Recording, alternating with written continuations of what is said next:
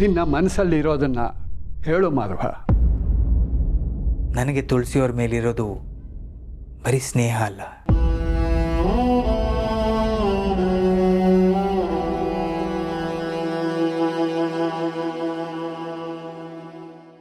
ಪ್ರೀತಿ ಅಂತ.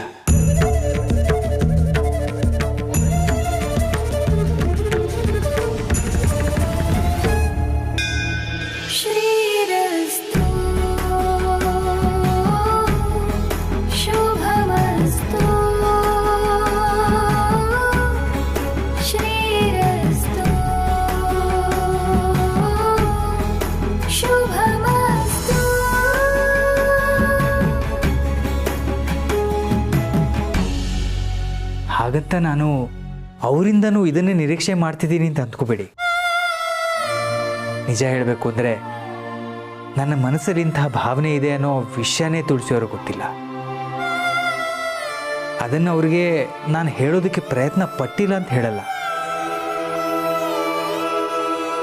ಆದರೆ ಹೇಳಿ ಸ್ನೇಹ ಕಳ್ಕೊಳ್ಳೋದಕ್ಕಿಂತ ಸುಮ್ಮನಿರೋದೇ ಒಳ್ಳೆಯದು ಅಂತ ಸುಮ್ಮನಾಗಿದ್ದೀನಿ.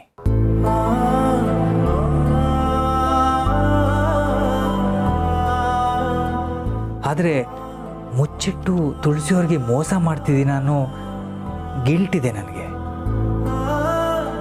ಕೆಲವು ದಿನಗಳಿಂದ ಯಾವುದು ಸರಿ ಯಾವುದು ತಪ್ಪು, ಮನಸ್ಸಲ್ಲಿರೋದನ್ನು ಹೇಳಬೇಕೋ ಬಿಡಬೇಕೋ ಅನ್ನೋ ನೂರಾರು ಪ್ರಶ್ನೆಗಳಲ್ಲಿ ಕಳೆದೋಗಿದ್ದೀನಿ. ಈ ವಿಷಯನ ನಿಮ್ಮ ಹತ್ರ ಹೇಳ್ಕೊಳ್ಳೋದಕ್ಕೂ ಮುಜುಗರ ಆಯಿತು.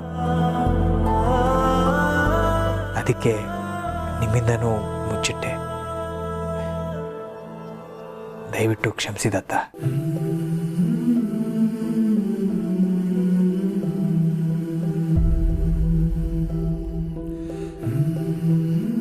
ಇಂಟರ್ವ್ಯೂನಲ್ಲಿ ಆ ಹೆಣ್ಣು ಮಗಳು ಕೇಳಿದ ಪ್ರಶ್ನೆಗೆ ಅಡ್ಡಗೋಡೆ ಮೇಲೆ ದೀಪ ಇಟ್ಟ ಹಾಗೆ ಉತ್ತರ ಕೊಟ್ಟುಬಿಟ್ಟೆ. ಆದರೆ ಆ ಪ್ರಶ್ನೆಗಳು ಅಲ್ಲಿಗೆ ನಿಲ್ಲೋದಿಲ್ಲ ಮಾಧವ. ಜನ ಪ್ರಶ್ನೆಗಳನ್ನು ಕೇಳ್ತಾನೆ ಇರ್ತಾರೆ. ಆಗಲೂ ಇದೇ ಜಾಣತನದಿಂದ ನೀನು ಉತ್ತರ ಕೊಡೋದಕ್ಕಾಗತ್ತಾ?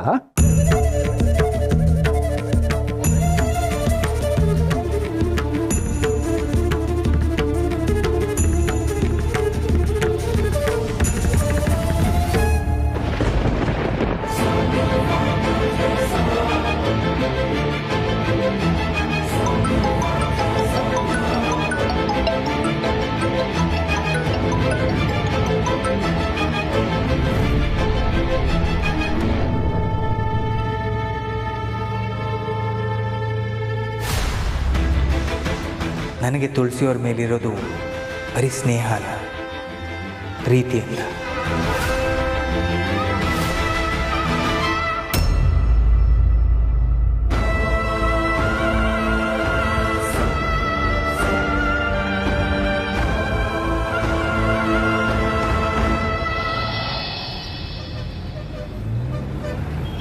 ಯಾವಾಗಲೂ ಬೆಳಗ್ಗೆ ಕೆಫೆಗೆ ಬಂದರೆ ಸಂಜೆ ಮನೆಗೆ ಹೋಗೋವರೆಗೂ ಸಮಯ ಹೋಗಿದ್ದೇ ಗೊತ್ತಾಗ್ತಿರ್ಲಿಲ್ಲ. ಆದರೆ ಇವತ್ತ್ಯಾಕೆ ಹೀಗೆ ಅನ್ನಿಸ್ತಾ ಇದೆ? ಏನೋ ಒಂಥರ ಬೇಸರ. ಯಾವತ್ತೂ ಹೀಗಾಗಿರ್ಲಿಲ್ವಲ್ಲ. ಅಮ್ಮ, ಅರೆ ಪುಟ್ಟ, ನೀನಿಲ್ಲಿ? ಸರ್ಪ್ರೈಸ್! ಬುಕ್ ಸ್ಟೋರ್ಸ್ ಅಲ್ಲಿ ಕೆಲಸ ಇತ್ತು ಅಂತ ಬಂದಿದ್ದೆ. ವಾಪಸ್ ಹೋಗ್ತಾ ಹೀಗೆ ಬಂದಲ್ಲ, ನಿಮ್ಗೂ ಸರ್ಪ್ರೈಸ್ ಕೊಟ್ಟು ನಿಮ್ಮನ್ನು ಹಾಗೆ ಕರ್ಕೊಂಡು ಹೋಗೋಣ ಅಂತ ವೆಯ್ಟ್ ಮಾಡ್ತಿದ್ದೆ. ಹೌದಾ ಪುಟ್ಟ, ಇವತ್ತು ಮಾಧವ್ ಅವ್ರ ಮನೇಲಿ ಪೂಜೆ ಅಂತೆ. ಕೆಫೆಲಿ ಜಾಸ್ತಿ ಜನ ಇಲ್ಲದೆ ಇದ್ರೆ ಎಲ್ಲರೂ ಬೇಗ ಹೊರಡಿ ಪರವಾಗಿಲ್ಲ ಅಂತ ಮ್ಯಾಗಿಗೆ ಹೇಳಿದ್ರಂತೆ. ಅದಕ್ಕೆ ಬೇಗ ಹೊರಟ್ವಿ.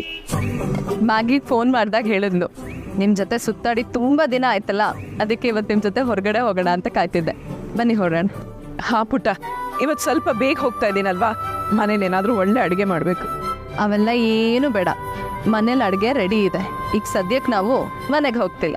ಮತ್ತೆ ಹತ್ತಿ ನನ್ನ ರಾಜರಥ ಹೇಳ್ತೀನಿ. ಅಲ್ಲ ಪುಟ್ಟ, ಎಲ್ಲಿಗೆ?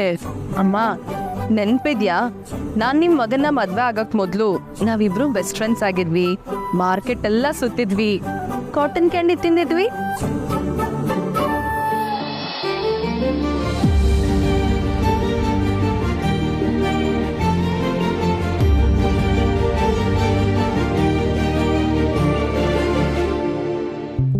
ತಾತ ಆಚೆ ಹೋಗಿದ್ದಾರೆ, ಮನೆಗೆ ಬರೋದು ಲೇಟ್ ಆಗತ್ತೆ ಅಂದ್ರು. ಸಮರ್ಥು ಮನೇಲಿಲ್ಲ, ಅಡ್ಗೆನೂ ಹೇಗಿದ್ರು ರೆಡಿ ಇದೆ. ನಾವಿಬ್ರು ಇಷ್ಟು ಬೇಗ ಮನೆಗೆ ಹೋಗಿ ಮಾಡೋಂಥ ಕೆಲಸ ಏನೂ ಇಲ್ಲ.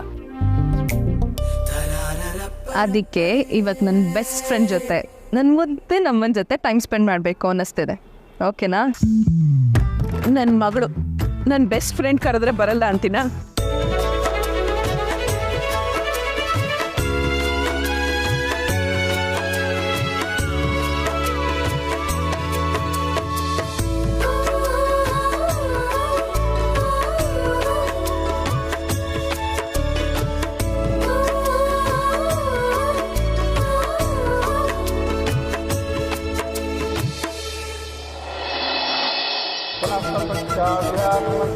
परमहागणपति देवताभ्यो नमो नमः प्रार्थना नमस्काराः कृत्वा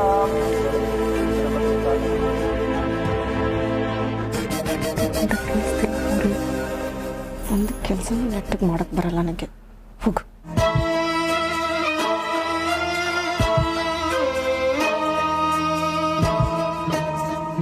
ಪೂರ್ಣಿ, ಒಂದು ಸೂಕ್ಷ್ಮವಾದ ವಿಷಯ. ತುಳಸಿಯವ್ರ ಮಾವ ಮನೆಗೆ ಬಂದಿದ್ದಾರಲ್ಲ, ಅದು ನಮ್ಮ ಮಧ್ಯನೇ ಇರಲಿ, ಯಾರಿಗೂ ಗೊತ್ತಾಗೋದು ಬೇಡ. ಈಗಾಗಲೇ ನ್ಯೂಸ್ ಪೇಪರ್ ಅಂತ ಮನೇಲಿ ಗಲಾಟೆ ಆಗಿದೆ.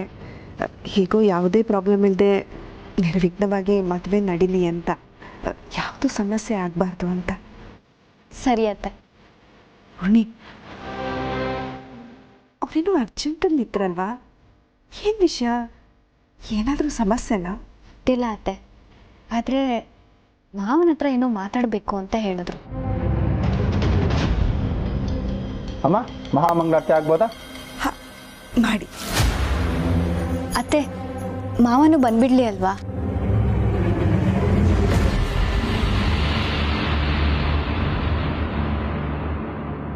ಪೂರ್ಣಿ, ಅವ್ರಿಗೆ ಪೂಜೆ ಮುಖ್ಯ ಆಗಿದ್ರೆ ಅವ್ರು ಇಲ್ಲೇ ಇರ್ತಿದ್ರು.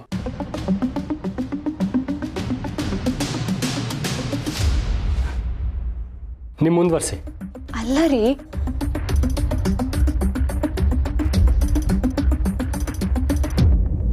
ಅಮ್ಮ, ಎಲ್ಲ ಶುಭ ಕಾರ್ಯಗಳು ಸುಸೂತ್ರವಾಗಿ ನಿರ್ವಿಘ್ನವಾಗಿ ನಡೀಲಿ ಅಂತೇಳಿ ಎಲ್ಲರೂ ಕೂಡ ಪ್ರಾರ್ಥನೆ ಮಾಡ್ಕೊಳ್ಳಿ.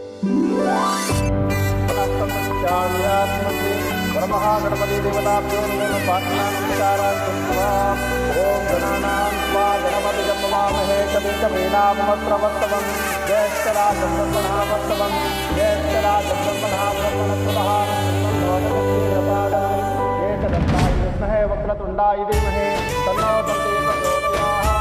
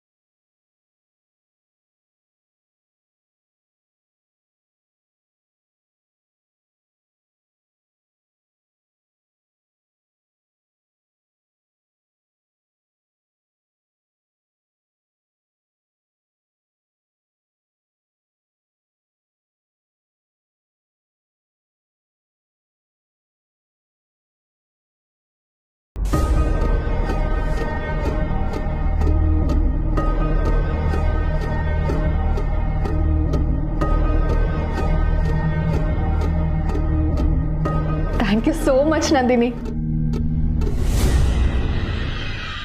ಸೀರಿಯಸ್ಲಿ ನನಗಿದೆ ನಂಬೋಕೆ ಆಗ್ತಿಲ್ಲ ಕಣೆ. ನೀನೆಲ್ಲೋ ದುಡ್ಡು ತಗೊಂಡು ಮಾಯ ಆಗ್ಬಿಟ್ಟಿದ್ಯಾ ಅಂತ ನನಗೆ ಭಯ ಆಗ್ಬಿಟ್ಟಿತ್ತು.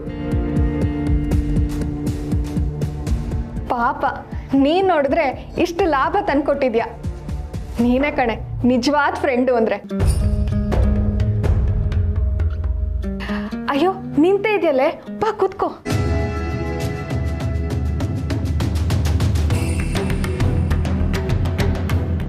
ಜ್ಯೂಸ್ ಕೊಡ್ಲಾ ಅಥವಾ ಕಾಫಿ ಮಾಡ್ಲಾ? ಏನು ಬೇಡ ಸಂಧ್ಯಾ, ನಿನಗೆ ಖುಷಿ ಆಯ್ತಲ್ಲ ಅಷ್ಟು ಸಾಕು ನನಗೆ. ಕೊನೆಗೂ ನಿಮ್ಮ ಮಾವನ ಮನೆಗೆ ನೀನು ವಾಪಸ್ ಬಂದಿದ್ಯಾ, ನೀನು ಖುಷಿಯಾಗಿರು, ನಾನು ಬರ್ತೀನಿ.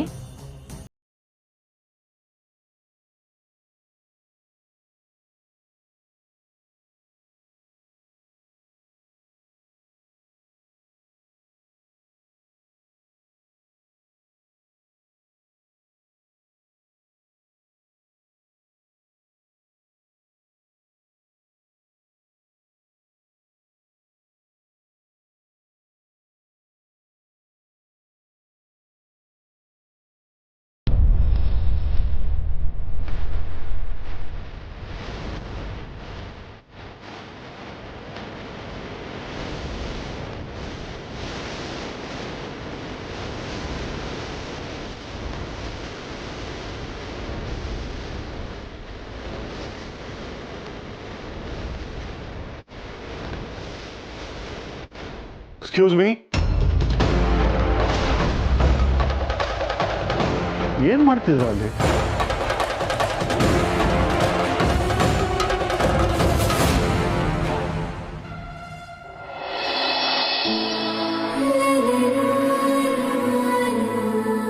ಚೆನ್ನಾಗಲ್ವಮ್ಮ?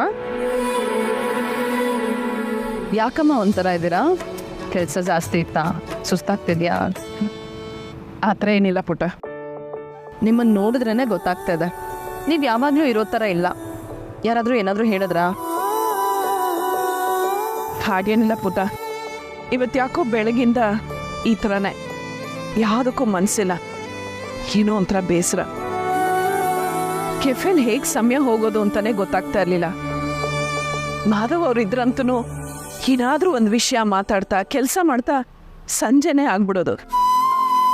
ನಾನಿವತ್ತು ಎಷ್ಟೇ ಕೆಲಸದಲ್ಲಿ ಮುಳುಗಿದ್ರು ಸಮಯನೇ ಹೋಗಲಿಲ್ಲ ಅಂತ ಅನ್ನಿಸ್ತು. ಹೌದಾ? ಹಾಗಾದರೆ ಕೆಫೆಲ್ ಇವತ್ತು ಏನು ಬದಲಾವಣೆ ಆಗಿದೆ ಅಮ್ಮ? ಅಂದರೆ ದಿನಾಲೂ ಕೆಫೆಲ್ ಇರೋದಕ್ಕೂ ಇವತ್ತಿಗೂ ಏನು ಚೇಂಜಸ್ಸು ಅಂತ. ಮಾಧವ್ ಅವ್ರು ಬಂದಿಲ್ಲ ಅನ್ನೋದೊಂದು ಬಿಟ್ಟರೆ ಕೆಫೆಲ್ ಬೇರೆ ಏನು ವ್ಯತ್ಯಾಸ ಕಾಣಿಸ್ಲಿಲ್ಲ ಪುಟ್ಟ. ಅದೇ ದೊಡ್ಡ ವ್ಯತ್ಯಾಸ ಅಲ್ವಾ? ನೀವು ಅವರಿಬ್ರು ದಿನಾಲೂ ಎಷ್ಟೊಂದು ಮಾತಾಡ್ತೀರಾ, ಆದರೆ ಇವತ್ತು ಅವ್ರಿಲ್ಲ ಅಂದರೆ ಬೇಜಾರಾಗೇ ಆಗತ್ತೆ ಅಲ್ವಾ? ನೀವು ಅವ್ರನ್ನ ಮಿಸ್ ಮಾಡ್ಕೊಂಡಿರ್ತೀರ ಅಷ್ಟೇ.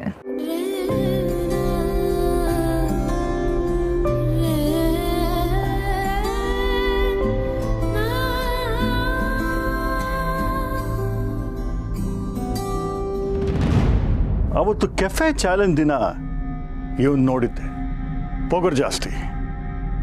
ಅವನ್ ನೋಡಿ ನೀವ್ಯಾಕೆ ಹೆದರ್ಕೊಂಡ್ರಿ? ಆ ಮುದುಕ ಬೇರೆ ಯಾರೂ ಅಲ್ಲ ಜನಾರ್ದನ್, ಆ ತುಳಸಿ ಮಾವ.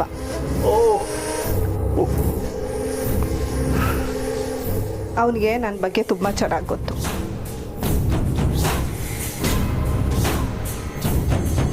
ಅವನೇನಾದರೂ ಭಾವನ್ಗೆ ನನ್ನ ಬಗ್ಗೆ ಹೇಳಿಬಿಡ್ತಾನೆ ಅನ್ನೋ ಟೆನ್ಷನ್ ನನಗೆ. ಅಲ್ಲ, ಆ ಮುದುಕ ಇಲ್ಲಿಗೆ ಯಾಕೆ ಬಂದ ಅನ್ನೋದೇ ನನಗೆ ಗೊತ್ತಾಗ್ತಿಲ್ಲ. ಐ ಆಮ್ ರಿಯಲಿ ಸಾರಿ, ನಂಗೆ ವಿಷಯ ಗೊತ್ತಿಲ್ಲದೆ ನಿಮ್ಮನ್ನು ಬಂದು ಟ್ರಬಲ್ ಮಾಡಿದೆ. You don't know Janardhan how things can change ಅಂತ. ಅದಕ್ಕೆ ಯಾವುದನ್ನು ಸುಲಭವಾಗಿ ತಗೊಳ್ಳೋ ಹಾಗಿಲ್ಲ. ನೀವ್ಯಾಕೆ ಟೆನ್ಷನ್ ಮಾಡ್ಕೋತೀರ ಮ್ಯಾಮ್? ಅಲ್ಲಿ ಅವ್ರು ಏನು ಮಾತಾಡ್ತಿದ್ದಾರೆ ಅಂತ ನೀವು ತಿಳ್ಕೊಬೇಕು ಅಷ್ಟೇ ತಾನೇ. ಇನ್ನೊಂದ್ಸಲಿ ಹೋಗಿ ಟ್ರೈ ಮಾಡಿ. ಆಗಲೂ ನಿಮ್ಮ ಕೈಲಿ ಆಗಲಿಲ್ಲ ಅಂದರೆ ನಾನು ಹೆಲ್ಪ್ ಮಾಡ್ತೀನಿ. Are you sure? Yes ma'am. ನೀವು ನನ್ನ ಮಗಳು ಈ ಮನೆ ಸೊಸೆ ಆಗೋಕ್ಕೆ ಎಷ್ಟೊಂದು ಹೆಲ್ಪ್ ಮಾಡಿದ್ದೀರಾ. ನಾನು ಅಷ್ಟು ಮಾಡದೆ ಹೋದರೆ ಅದು ಚೆನ್ನಾಗಿರುತ್ತಾ? ಓಕೆ.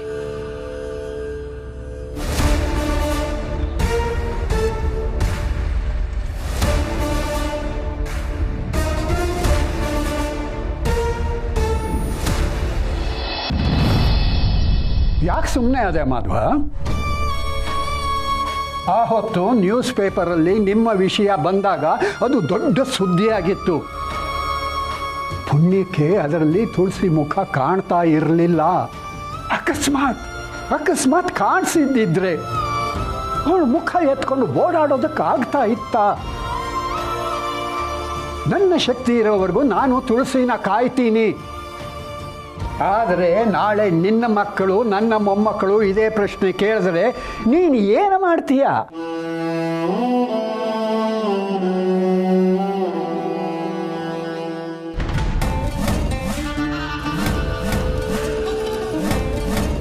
ನೀವು ಕೇಳ್ತಿರೋ ಎಲ್ಲ ಪ್ರಶ್ನೆನೂ ನನ್ನನ್ನೇ ನಾನು ತುಂಬ ಸಲ ಕೇಳ್ಕೊಂಡಿದ್ದೀನಿ. ನಿಜ ಹೇಳಬೇಕು ಅಂದರೆ ಈ ಇಂಟರ್ವ್ಯೂ ಕೊಡೋದಕ್ಕೆ ನಾನು ಒಪ್ಕೊಂಡಿದ್ದೆ ಈ ಕಾರಣಕ್ಕೆ. ಮುಂದೇನೂ ಅಷ್ಟೇ, ತುಳಸಿಯವರ ವ್ಯಕ್ತಿತ್ವಕ್ಕೆ ಯಾವುದೇ ಕಪ್ಪು ಚುಕ್ಕೆ ಬರೆದಿರೋ ಹಾಗೆ ನಾನು ಕಾಯ್ತೀನಿ.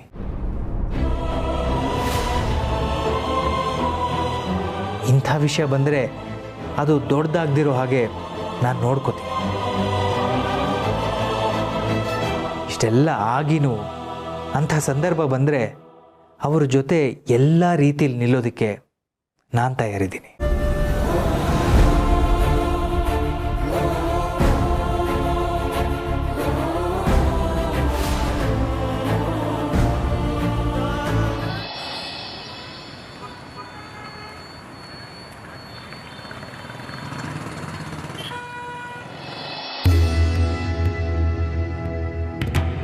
ನಾನಿನ್ನು ಬರ್ತೀನಿ. ನಂದಿನಿ, ಒಂದು ನಿಮಿಷ. ನಾನು ಇನ್ನೂ ಜಾಸ್ತಿ ದುಡ್ಡು ಕೊಟ್ಟಿದ್ರೆ ಇನ್ನೂ ಜಾಸ್ತಿ ಪ್ರಾಫಿಟ್ ಬರ್ತಿತ್ತು ಅಂತೀಯಾ? ಆಬ್ವಿಯಸ್ಲಿ ಸಂಧ್ಯಾ, ಜಾಸ್ತಿ ಇನ್ವೆಸ್ಟ್ ಮಾಡಿದಷ್ಟು ಲಾಭ ಜಾಸ್ತಿ. ಅಷ್ಟೇ ಅಲ್ಲ, ನೀನು ಮತ್ತೆ ಒಂದಷ್ಟು ಜನರನ್ನ ರೆಫರ್ ಮಾಡಿದರೆ ಅದಕ್ಕೂ ಒಂದಷ್ಟು ಲಾಭ ಬರುತ್ತೆ. ಈ 50,000 ಅಷ್ಟು ಈಸಿಯಾಗಿ ಬಂದಿಲ್ಲ ಸಂಧ್ಯಾ. ನಮ್ಮ ಬಾಸ್ನ ಹೇಗೋ ಕನ್ವಿನ್ಸ್ ಮಾಡಿದ್ದೀನಿ. ಎಷ್ಟೇ ಆದರೂ ನೀನು ನನ್ನ ಬೆಸ್ಟ್ ಫ್ರೆಂಡ್ ಅಲ್ವಾ, ಅದಕ್ಕೆ ಸ್ವಲ್ಪ ಪರ್ಸ್ನಲ್ ಆಗಿ ಇಂಟ್ರೆಸ್ಟ್ ತೋರಿಸ್ದೆ. ಥ್ಯಾಂಕ್ ಯು ಸೋ ಮಚ್ ಕಣೆ. ಏನು ಹೇಳಿ ಗೊತ್ತಾಗ್ತಿಲ್ಲ.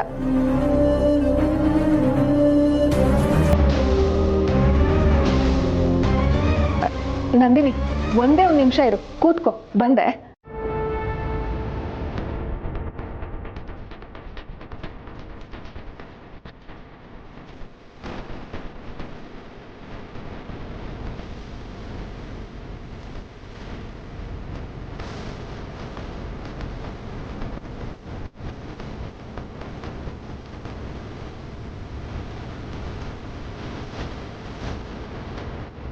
ಈಗ ನೀ ತಂದಿರೋ 3.5 ಲಕ್ಷ ಜೊತೆ ನನ್ನ ಹತ್ರ ಇರೋ 3 ಲಕ್ಷನ ಸೇರಿಸಿ ಕೊಡ್ತಾ ಇದ್ದೀನಿ. ಒಟ್ಟು 6.5 ಲಕ್ಷ ಇದೆ. ಇದಿಷ್ಟನ್ನು ಇನ್ವೆಸ್ಟ್ ಮಾಡಿಬಿಡು. ನಾನು ಇವತ್ತಿಂದಾನೇ ಕೆಲಸ ಶುರು ಮಾಡ್ತೀನಿ. ಅದೇನೇನು ಮಾಡಬೇಕು ಅಂತ ಹೇಳು. ನಾನು ಬೇರೆ ಬೇರೆ ಹೆಂಗಸ್ರನ್ನ ಕರ್ಕೊಂಬರ್ತೀನಿ. ಅದೆಷ್ಟಾಗುತ್ತೋ ಅಷ್ಟು ದುಡಿಯೋಣ. ಸೋ ನೈಸ್ ಆಫ್ ಯು ಸಂಧ್ಯಾ.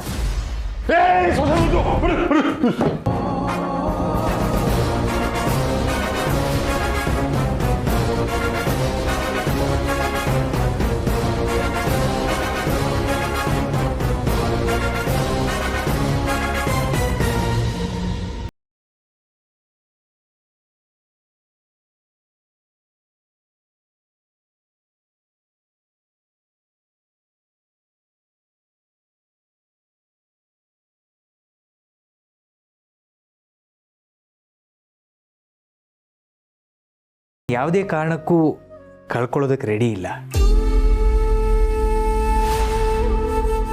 ನನ್ನ ಮನಸ್ಸಲ್ಲಿರೋ ಭಾವನೆ ನನಗೆ ಇರಲಿ.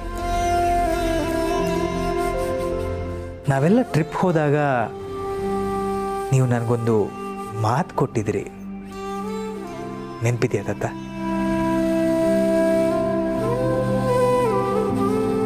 ಚಪ್ಲಿಕಳ, ನನಗಂತೂ ನೀನು ತುಂಬ ಹಿಡಿಸಿದ್ದೀಯ. ನಿನ್ಗೆ ಏನು ಬೇಕೋ ಕೇಳು, ನನಗೆ ಸಾಧ್ಯವಾದರೆ ಖಂಡಿತ ನಾ ಕೊಡ್ತೀನಿ. ಈಗ ನಾನು ನಿಮ್ಮ ಹತ್ರ ಕೇಳೋದು ಇಷ್ಟೇ, ಇಂಥ ಭಾವನೆ ನನ್ನ ಮನಸ್ಸಲ್ಲಿ ಮಾತ್ರ ಇರೋದು.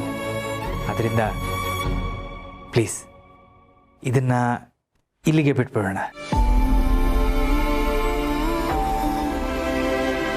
ನನ್ನ ಮಕ್ಕಳು ಪ್ರಶ್ನೆ ಮಾಡಿದ್ದಾರೆ, ನಿಮ್ಮನೇಲೂ ಪ್ರಶ್ನೆ ಮಾಡ್ತಾರೆ, ಸಮಾಜನೂ ಪ್ರಶ್ನೆ ಮಾಡುತ್ತೆ. ಅದರಿಂದ ತುಳಸಿಯವ್ರಿಗೂ ಮುಜುಗರ ಆಗುತ್ತೆ. ಅವತ್ತು ಜನಾರ್ದನ್ ಆಡಿದ ಮಾತಿಂದನೇ ತುಳಸಿಯವ್ರು ತುಂಬ ನೊಂದ್ಕೊಂಡಿದ್ದಾರೆ. ಈಗ ಮತ್ತೆ ನೋವಾಗೋದು ನನಗಿಷ್ಟ ಇಲ್ಲ. ಅದಕ್ಕೆ ಇದು ನಿಮ್ಮ ಹತ್ರ ನನ್ನ ರಿಕ್ವೆಸ್ಟ್. ಈ ವಿಷಯನ ಇಲ್ಲಿಗೆ ಬಿಟ್ಬಿಡಿ ಪ್ಲೀಸ್.